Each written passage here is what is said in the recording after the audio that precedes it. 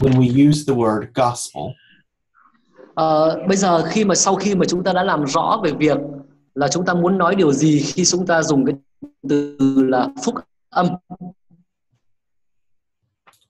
let's turn our attention to some specific issues related to scholarly research on the gospel.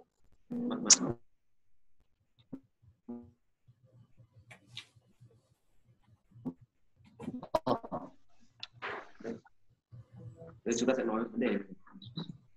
Alo. Okay, are you there now? Lou? Có ai đang vào mạng không nhỉ? Thì ra nhá.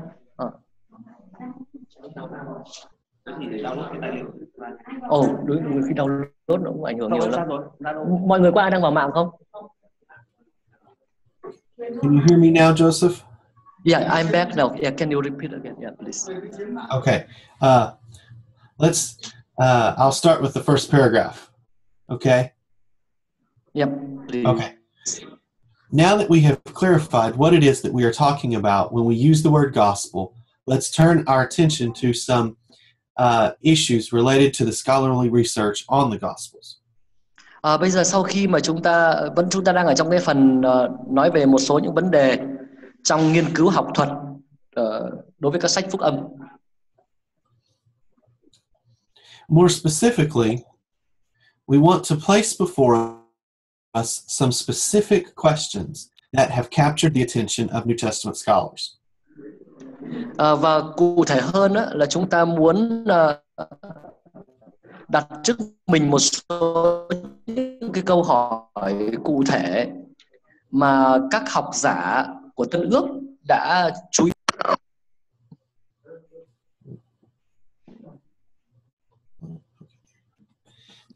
Our point here will not be to answer these questions in any kind of detail. Mục đích của chúng ta ở đây không phải là để trả lời cho những cái câu hỏi đó trong một cái cách thật là trọn vẹn. Rather, it will be to bring them to our minds as we read the Gospels themselves and as we interact with the material in our textbook. Đơn giản chỉ để là chúng ta nhớ đến là có những cái vấn đề như vậy đó khi mà chúng ta tự mình đọc các sách phúc âm và khi mà chúng ta tương tác với các cái tài liệu trong sách giáo khoa của chúng ta. Nevertheless, I will make some comments about each of the questions. Mặc dù vậy thì tôi cũng sẽ có một vài bình luận về mỗi một vấn đề ở đây. The first question is, when and why were the Gospels written? Câu hỏi thứ nhất đó là các sách phúc âm được viết ra khi nào và vì sao lại được viết? We will, of course, give more specific attention to this question when we study each Gospel. Tất nhiên là chúng ta sẽ chú ý một cách cụ thể đến với cái câu hỏi này khi mà chúng ta nghiên cứu từng sách phúc âm. And we have already done this with the Gospel of Mark. Và chúng ta đã làm điều đó với lại cái sách phúc âm theo Mark rồi. But a few preliminary remarks can be made here. Mặc dù vậy, cũng có một vài cái lưu ý sơ bộ mà chúng ta có thể đưa ra tại đây. Vài cái nhận xét sơ bộ. It used to be fashionable to presume that at least some of the Gospels were written in the 2nd century AD. Đã có một thời khá là thịnh hành cái việc cho rằng là ít nhất là một số trong các cái sách phúc âm là được viết vào thế kỷ thứ 2 sau công nguyên. Between 70 and 150 years after Jesus' death. Tức là khoảng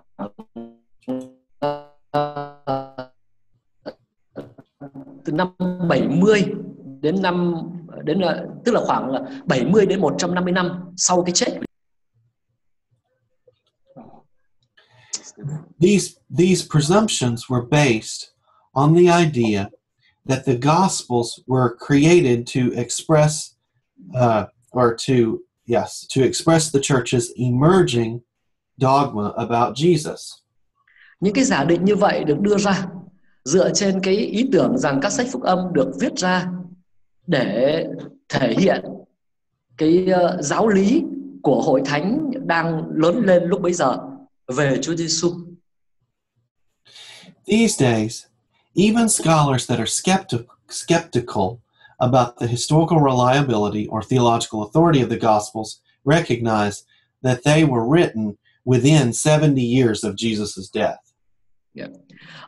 Còn hiện nay thì thậm chí là những cái học giả mà hoài nghi về tính đáng tin cậy lịch sử và cái thẩm quyền thần học của các sách phúc âm đều cũng đã nhìn nhận rằng tất cả các sách phúc âm là đều được viết trong khoảng 70 năm sau cái chết của Chúa Giêsu. This shift in scholarly perspective is important, for it means that the Gospels were written within the period of living memory.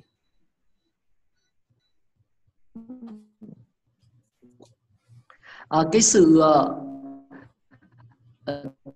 thay đổi như vậy trong cái quan điểm thần học, sách phúc âm được viết trong một cái khoảng thời gian mà cái trí nhớ, cái ký ức vẫn còn rất là sống động.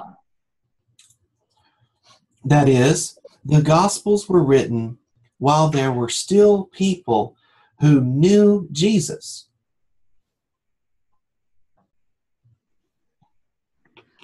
Ở đây có nghĩa là các sách phúc âm được viết ra thậm chí khi mà vẫn còn một số những người là những người biết Chúa Giêsu vẫn còn đang sống. And there were certainly people who knew Jesus' first disciples.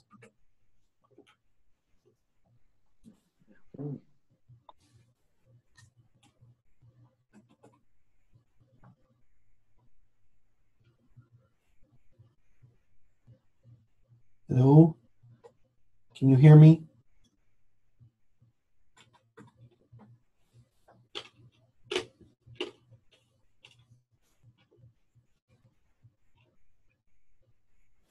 Hello? Oh, great.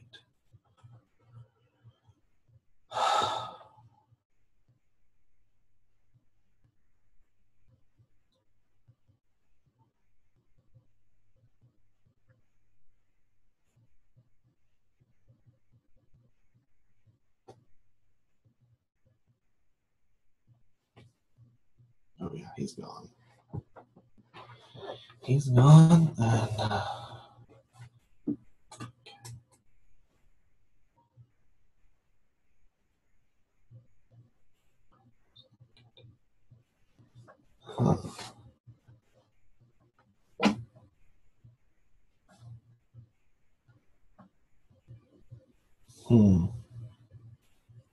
Uh-oh.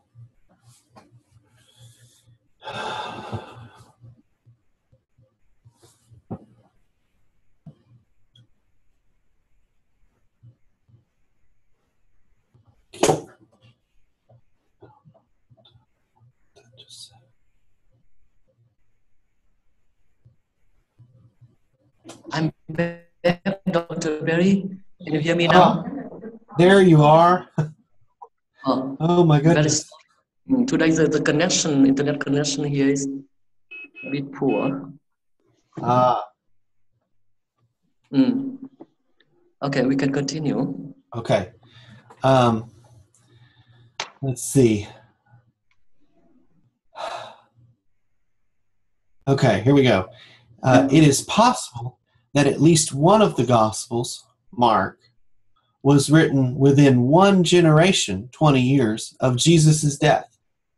Ở đây ám chỉ là ít nhất là có những cái sách phúc âm mà được viết trong cái khoảng thời gian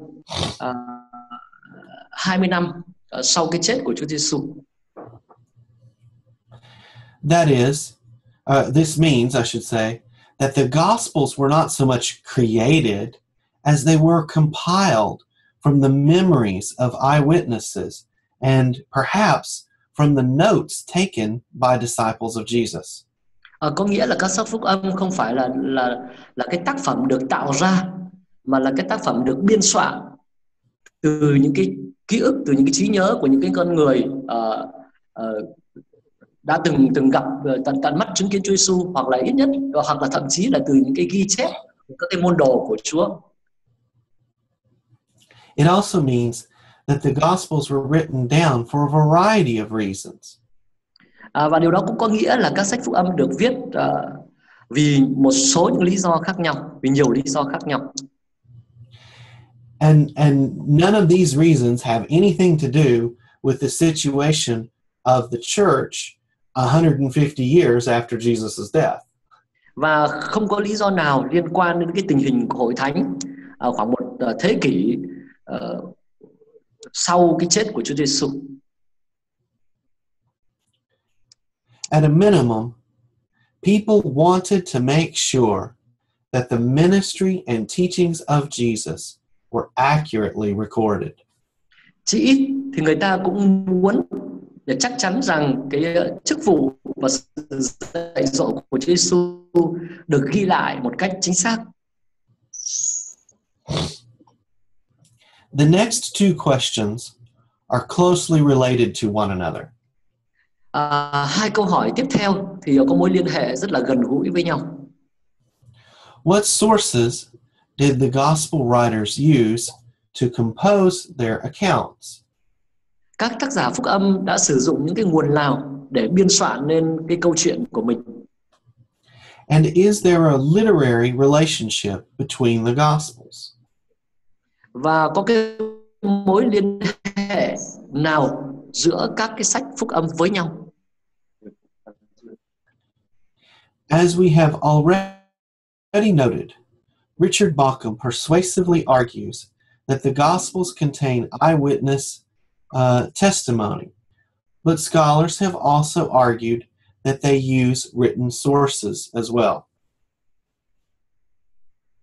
Như chúng ta đã lưu ý, học giả Richard Bauckham đã nêu ra đã lý luận một cách rất là thuyết phục rằng các sách phúc âm có chứa những cái lời chứng của những con người tận mắt chứng kiến, nhưng các học giả cũng đã cho rằng là họ cũng còn sử dụng những cái nguồn khác nữa. The dominant theory works like this. Và cái quan điểm nổi trội nhất thì là như sau. Mark was written first. Mark là người viết sách phúc âm đầu tiên. He used a variety of sources, probably including Peter. Ông sử dụng nhiều những cái nguồn tài liệu khác nhau, có lẽ bao gồm cả Phi-rơ. But we no longer have access to these sources. Nhưng bây giờ chúng ta không còn có cái khả năng tiếp cận đến với những cái nguồn đó. Matthew and Luke wrote independently of one another. Matthew và Luca thì viết một cách độc lập với nhau. They each used Mark as a source. Cả hai đều sử dụng Mark tức là tin lành Mark đấy, như là cái nguồn tài liệu của mình, nguồn tư liệu của mình. And they each used a source called a sayings source that helped them fill out Jesus's teachings. Và đồng thời cả hai đều sử dụng một cái nguồn tài liệu nữa, một nguồn những cái câu nói, được gọi là những cái câu nói. This hypothetical source is sometimes called Q. Và những cái câu nói như vậy đôi khi được gọi là nguồn Q. Which stands for the German word Quelle, which means source. Cái từ Q đây nó viết tắt từ trong tiếng Đức, nó có nghĩa là nguồn. Tóm lại là nó được theo cái quan điểm này thì Matthew và Luca đều dùng Mark là cái nguồn chính, nhưng bên cạnh đó thì họ đều dùng thêm một cái nguồn nữa được gọi là cái nguồn Q.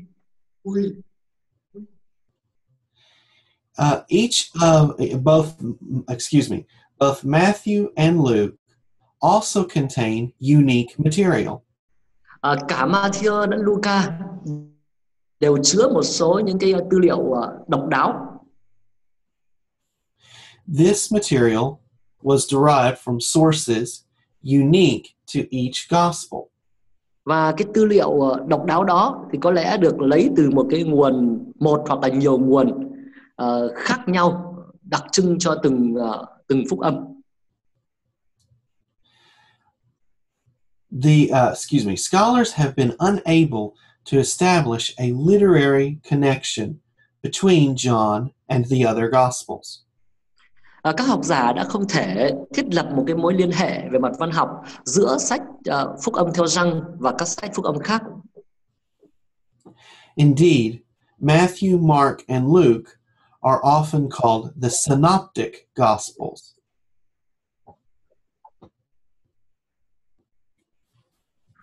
Và trên thực tế thì Matthew, Mark và Luca được gọi là các sách phúc âm cộng quan. The word synoptic means to see together. Và cái từ cộng quan ở đây ám chỉ là cùng nhìn với nhau. And they are given this designation because of the large amount of similarities between them.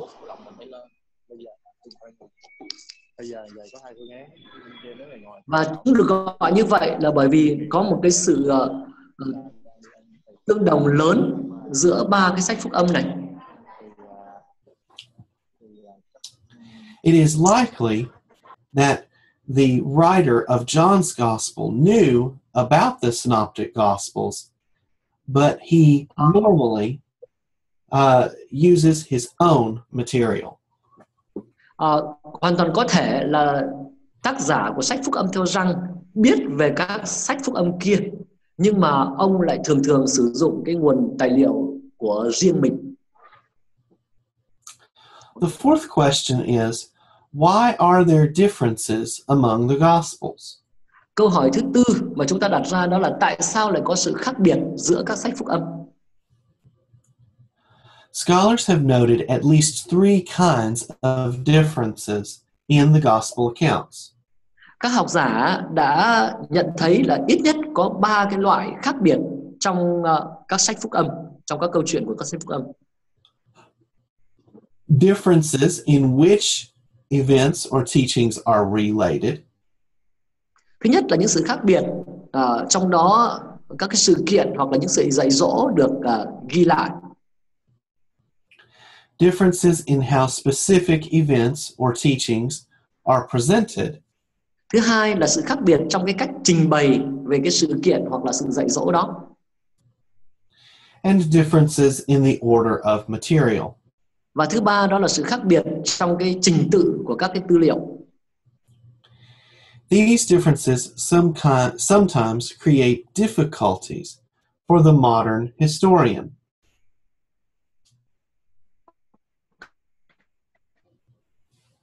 Những sự khác biệt đó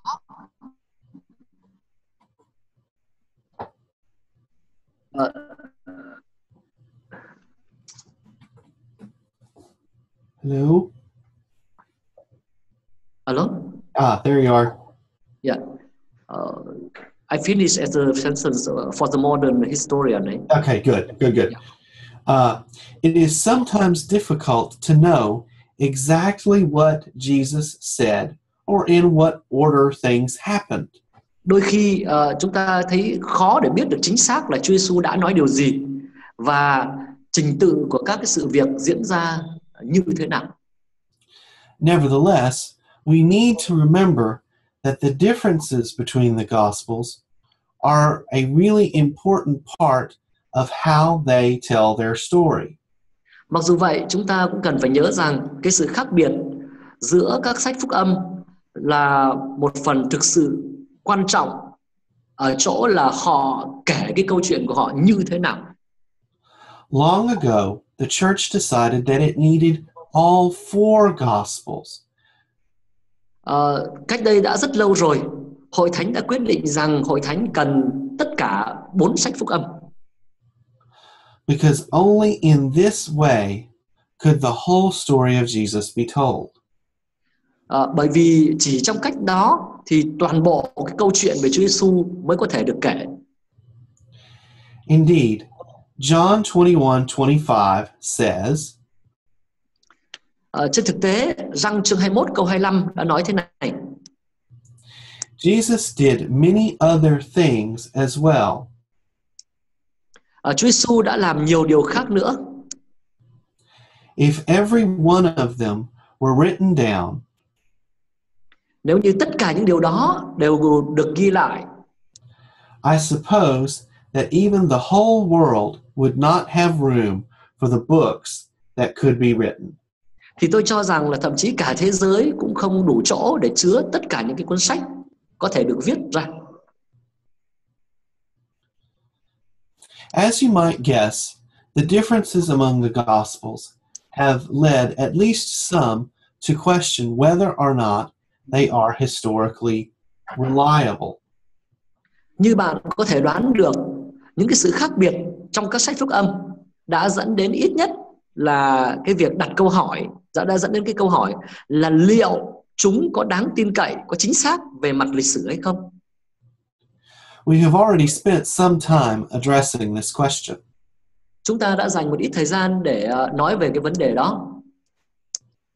I am convinced that the Gospels are historically accurate. Chúng ta đã tin quyết rằng các sách phúc âm là những cái sách mà chính xác về mặt lịch sử. As long as we recognize that they are not doing history the way that some modern historians think it ought to be done. Chừng nào chúng ta vẫn phải nhìn nhận rằng là cái cách mà họ viết sử, cái cách các tác giả sách phúc âm viết sử đó, nó không giống với lại cái cách mà những cái sử gia thời hiện đại nghĩ rằng là cần phải viết sử như thế nào. The Gospels tell us about things that Jesus really said and really did. Sao này nó Hello? Hello, I lost you Okay, for a few seconds. Let's do that again. The Gospels tell us about things that Jesus really said and that Jesus really did. Các sách phúc âm nói về những điều mà Chúa Giêsu thực sự đã nói và những điều mà Chúa Giêsu thực sự đã làm. They may not always be in chronological order. Không phải lúc nào chúng cũng được trình bày theo đúng trình tự lịch sử. A particular gospel may not always recount every detail of what happened.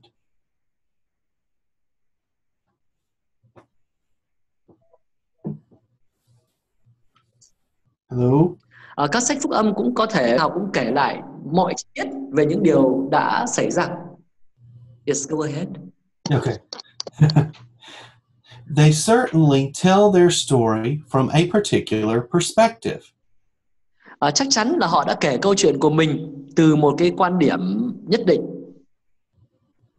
One that includes confession of Jesus as, in the words of John's Gospel, Savior of the world.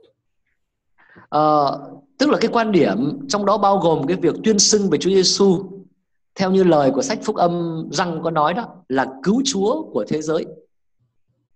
Still, they tell us what happened. Mặc dù vậy, các sách phúc âm vẫn đã kể cho chúng ta cái điều gì đã xảy ra. And it is what happened that has the power to save and transform humanity. Và rằng cái điều đã xảy ra đó có cái quyền năng để cứu và để biến đổi nhân loại. Okay, let's turn our attention to methods that are used in Gospels research. Còn bây giờ thì chúng ta sẽ nói về các cái phương pháp được sử dụng khi nghiên cứu các sách phúc âm.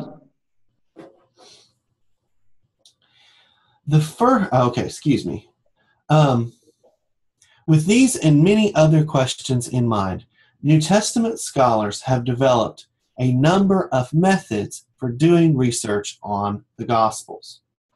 Đấy, vì những cái câu hỏi mà đã nêu trên cũng như là nhiều những cái câu hỏi khác, cho nên các cái học giả của Tân Ước đã phát triển một số cái phương pháp mà được sử dụng khi tiến hành nghiên cứu các sách phúc âm. I have listed 5 of these methods in your lecture outline. Tôi đã liệt kê ra 5 trong số những cái phương pháp đó trong cái dàn ý bài giảng của bạn. The first three are also covered in your textbook. Ba cái phương pháp đầu thì cũng được nói tới ở trong sách giáo khoa của bạn. As such, I will spend less time on them.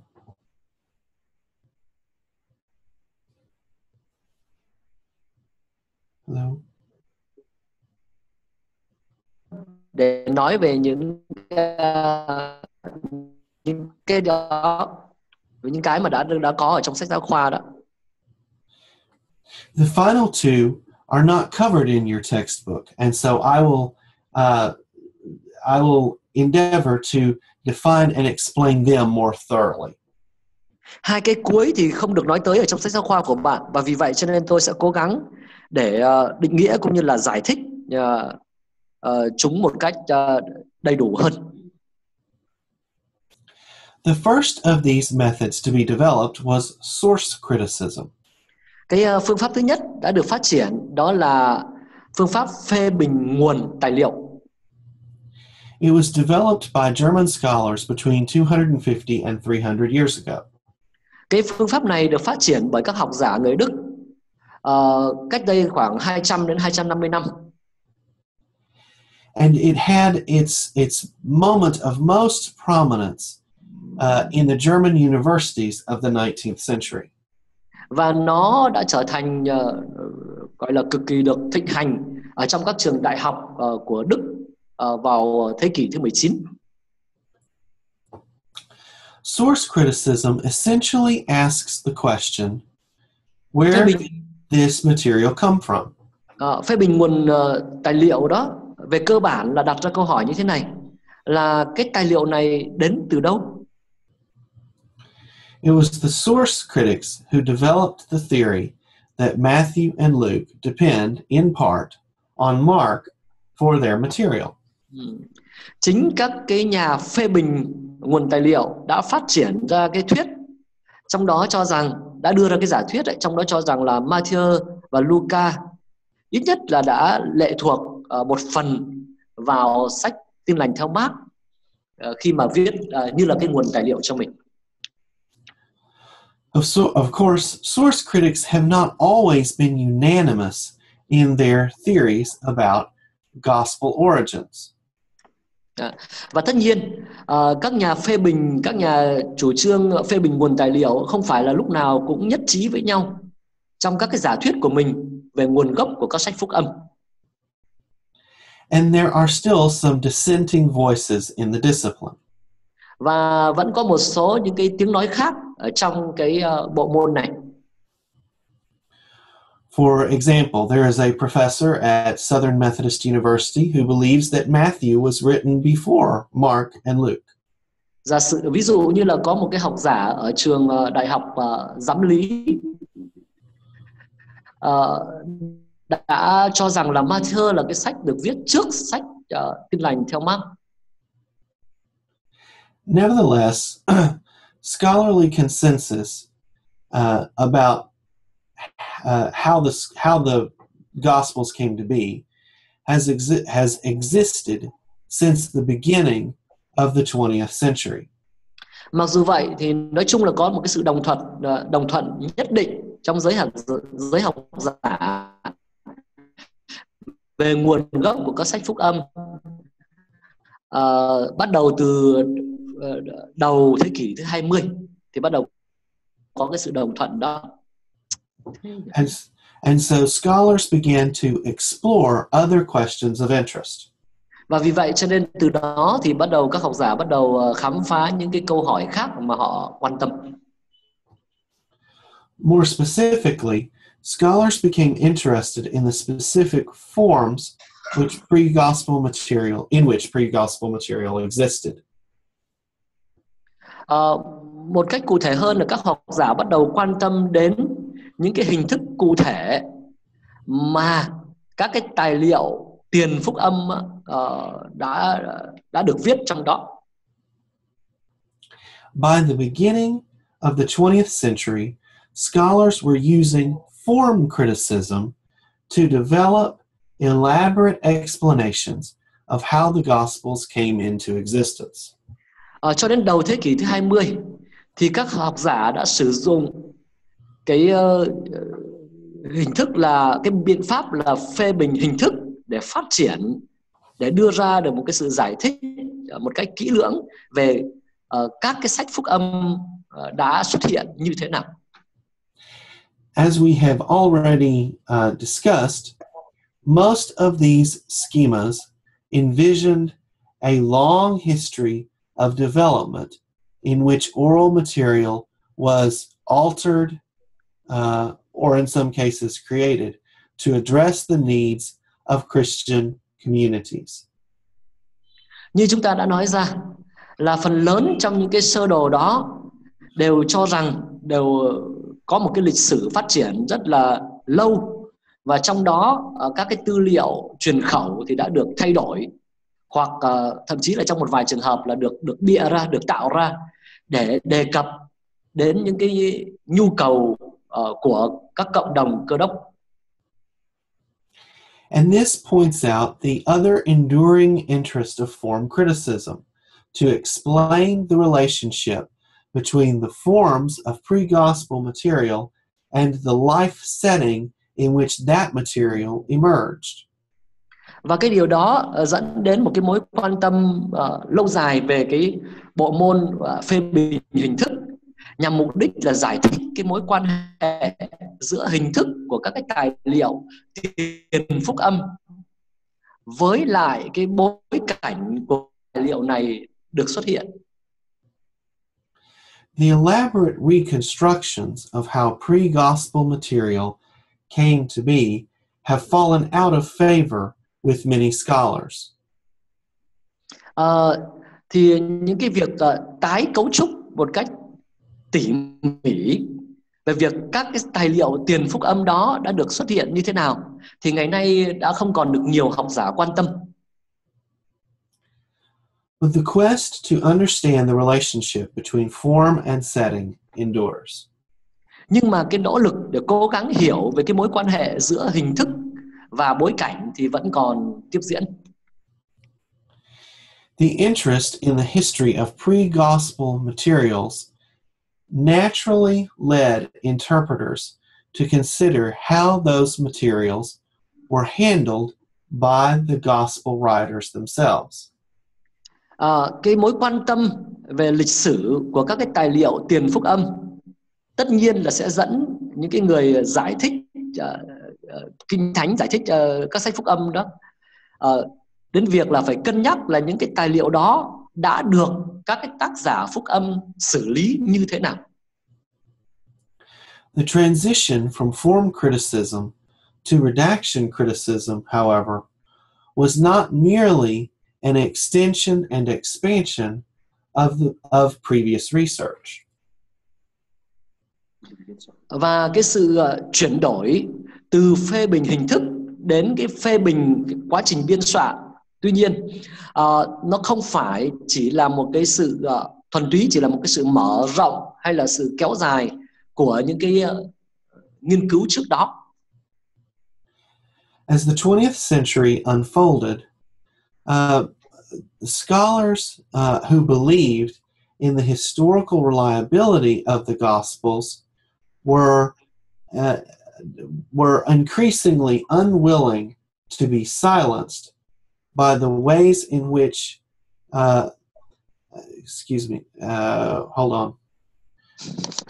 I hate when I get lost in my own notes. Sorry. As the 20th century unfolded, scholars who believe in the historical reliability of the Gospels were increasingly unwilling to be silenced by the way of what they saw as inferior research was coming out of German universities. Oh gosh, what did I do here? Basically, people who who believed in the historical reliability pointed out the inferiority of form critical research.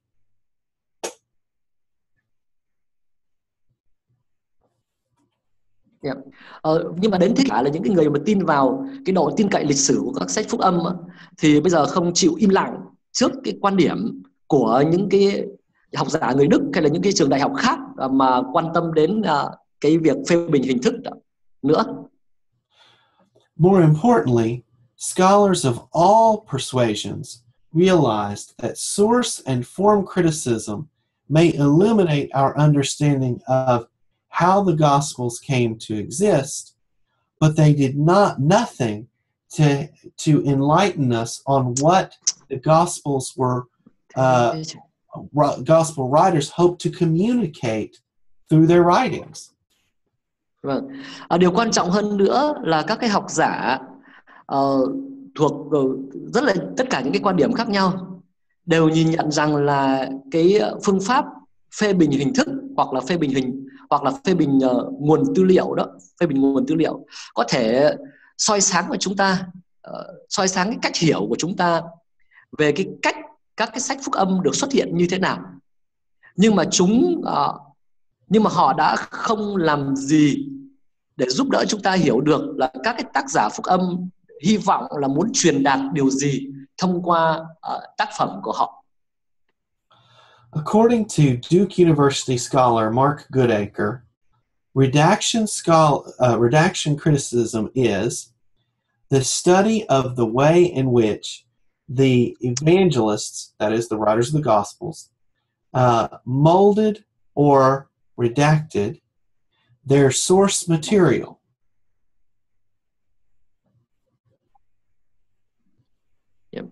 Và theo học giả tên là Goodacre thì phê bình biên soạn đó chính là một cái việc nghiên cứu cái cách mà những cái nhà truyền đạo đã nhào nặn hay là đã biên soạn những cái nguồn tư liệu của mình nhằm mục đích là để khám phá ra cái mục đích văn chương cũng như là mục đích thần học của họ. And this was done with the intent of discovering the literary and theological agenda of the Gospels. Như đã nói, tức là phê bình biên soạn ấy, cái biện pháp phê bình biên soạn này là người ta áp dụng nhằm mục đích là xác định ra được cái mục đích của các cái tác giả phúc âm về mặt thần học là muốn đạt được cái điều gì khi mà biên soạn các cái tư liệu thành một cái sách phúc âm như thế. Redaction critics focus on which materials the gospel writers choose, and especially on how they present that material. Và các cái nhà phê bình biên soạn tập trung chủ yếu về việc là các tác giả phúc âm đã lựa chọn những tư liệu nào, và đặc biệt là cái cách mà các tác giả phúc âm trình bày cái tư liệu đó ra sao. The best way to illustrate how redaction criticism is done is with an example. Cái cách tốt nhất để minh họa cái việc tiến hành phê bình biên soạn là thông qua ví dụ. We can look at Jesus's calming of the storm in Mark chapter 4 verses 35 through 41, Matthew 8:23 through 27, and Luke 8:22 through 25. Và vì vậy bây giờ chúng ta sẽ xem một cái ví dụ về cái câu chuyện Chúa Giêsu làm yên bão tố được ghi lại trong sách Mark chương 4 từ câu 35 đến câu 41, Matthew chương 8 từ câu 23 đến câu 27 và Luca chương 8 từ câu 22 đến câu 25. So let's look at Mark's version first. Trước hết thì chúng ta sẽ xem cái phiên bản của Mark trước. In Mark's Gospel, this event occurs immediately after Jesus has told several parables about the kingdom of God. Trong phúc âm Mark thì câu chuyện này xảy ra ngay sau khi Chúa Giêsu đã kể một số những câu chuyện ngụ ngôn về vương quốc Đức Chúa Trời, là những cái ngụ ngôn mà các môn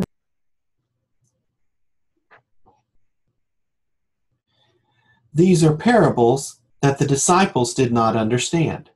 vâng, tức là những ngụ ngôn mà các môn đồ đã không hiểu. The story ends with the disciples questioning who Jesus is. Và câu chuyện này kết thúc bằng việc là các môn đồ đặt ra câu hỏi Chúa Giêsu là ai? And in the very next passage, not parable, Jesus casts out a large group of demons, and they know who he is. Và ngay trong cái câu chuyện kế tiếp, ngay trong đoạn kế tiếp thì Chúa Giêsu đã đuổi cả một cái quân đội quỷ ra khỏi một người, và quỷ thì lại biết chính xác Ngài là ai. Notice also that in Mark's account, Jesus calms the storm and then rebukes his disciples for their lack of faith. Chúng ta cũng lưu ý là trong câu chuyện của Mark thì Chúa Giêsu trước hết là Ngài đã làm yên cơn bão trước, và sau đó Ngài quả trách các môn đồ của Ngài vì thiếu đức tin. Now, let's turn our attention to Matthew's telling of this story. Còn bây giờ thì chúng ta hãy xem Matthew kể cái câu chuyện này như thế nào. In Matthew's Gospel, the story occurs within a collection of other miracle stories. Trong phúc âm theo Matthew thì câu chuyện diễn ra trong một tập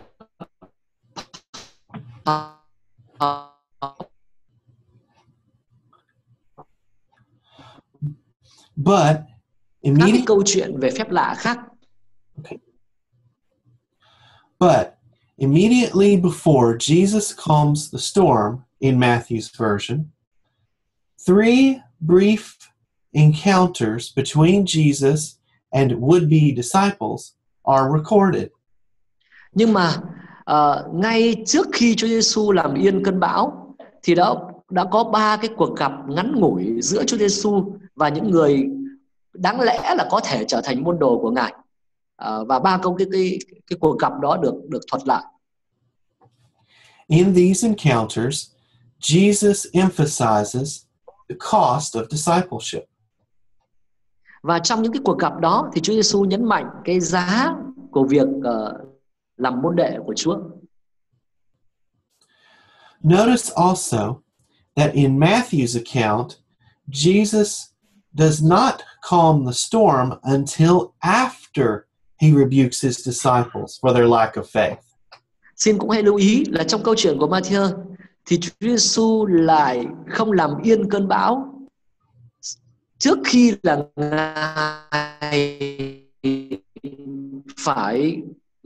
Ngài quả trách các môn đồ của Ngài vì thiếu đức tin. Luke's version of this story is very close to Mark's. Còn câu chuyện của Luca thì rất là giống với câu chuyện của Mark. So, what are the points that Mark and Matthew are trying to make? Như vậy, cái ý mà Mark và Matthew đang muốn nói là gì? For one thing, Mark uses the story to emphasize the slowness of the disciples to understand who Jesus was.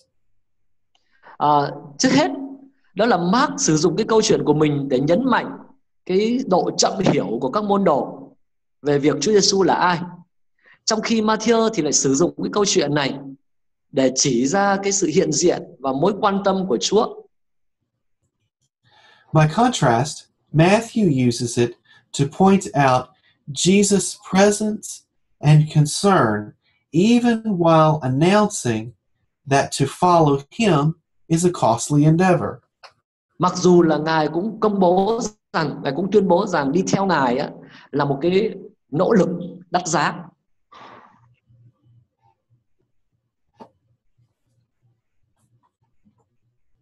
Yep. Okay. For another, as the Christian songwriter Scott Crepane has said, sometimes Yes. Jesus Dr. calms Berry. the storm and sometimes he calms his child.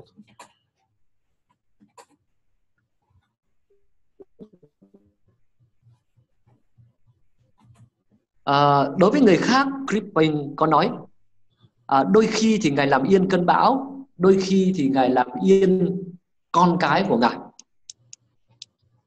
That is, sometimes Christ acts to change our situation, while at other times he speaks to us in the midst of our circumstances.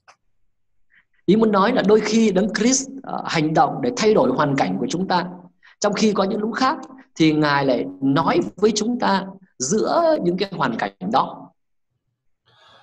Either way, the call of Jesus is the same. He calls us to trust him.